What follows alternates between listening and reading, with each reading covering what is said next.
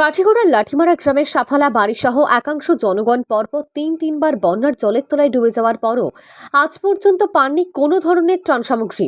কারোর ঘরের ভিতর হাঁটু জল, তো কারোর বাড়ির চারপাশ ঘেরা বন্যার জলে। এই এলাকার প্রায় 40টি বাড়ির জনগণ বর্তমানেও রয়েছেন গৃহবন্দী অবস্থায়। আজ পর্যন্ত কোনো সরকারি পদাধিকারীগণ এই এলাকার খোঁজ নেননি বলে অভিযোগ করেন নাইমুদ্দিন বেগ, আলহাতুন নেশা, আস্টানুন নেচা, আব্দুল মতিন বেগ, মখলিজুর রহমান, আকরম আলী, মমত আলী, একলাস উদ্দিন সহ অনেকেই।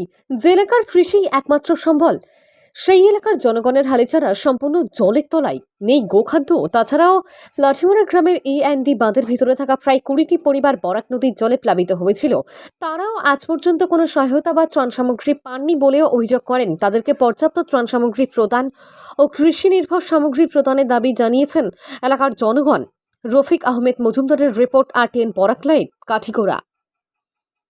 গ্রামের মানুষ তিনবার ওরি ফেলাটা গিয়া গেছে, আইয়া আমরা বাড়ি ঘর ডুবাইছে, ঘর দরজা বুঝলে সরকারি কোনো সাহায্য পাইছি না আমরা বুঝলে। ঘর সারিয়া কোনো আনো, আমরা স্কুলও গেছি না, আমরা ঘরের ভিতরেও আসলাম, চকির উপরে সাং বান্ধি আমরা রয়েছে। সরকারি কোনো সাহায্য পাওয়া যায় না এখন পর্যন্ত। রিলিফ দিছে না? কোনো রিলিফ কোনটা পাওয়া গেছে? রিলিফ একবারটাও আইছে না? একবারও আইছে না। আমরা ইনো নোয়াগাঙ্গর ভারো মানুষ 12-13 পরিবার আছি হইলে সরকারি কোনো সাহায্য পাইছি না। তোমার নাম কি? নাইমুদ্দিন বেগ। নাইমুদ্দিন বেগ। জি। আপনার নাম? আলহাতুন নেশা। আপনার নাম কি? আমার নাম আব্দুল মতিন বেগ। আব্দুল মতিন বেগ। আপনার পানিও বুড়াইছিল নি? জি, পানিয়ে তিনবার ওরি আইয়া ডুবাইয়া আইয়া গেছে। বাড়ির পুরা বুড়াই লিছে? জি, গরু আইয়া পানি আইয়া আমাইছে আইয়া হইলে সরকারি কোনো সাহায্য পাওয়া গেছে? সাহায্য হয়েছে না। আপনার নাম কি? মহসিদ্দিন। মখলিসুদ্দিন। জি। পানি ডুবাইছিল নি? বাজু জি। ডুবাই লিছিল। গড়তেই গেছলাই নি কোনো কোনো? ওরটা কি তো হরছি না? না, হরছো না?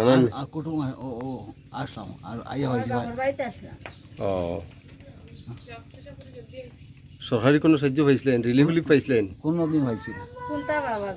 এখন কিছু পাইছো না? এখনো না।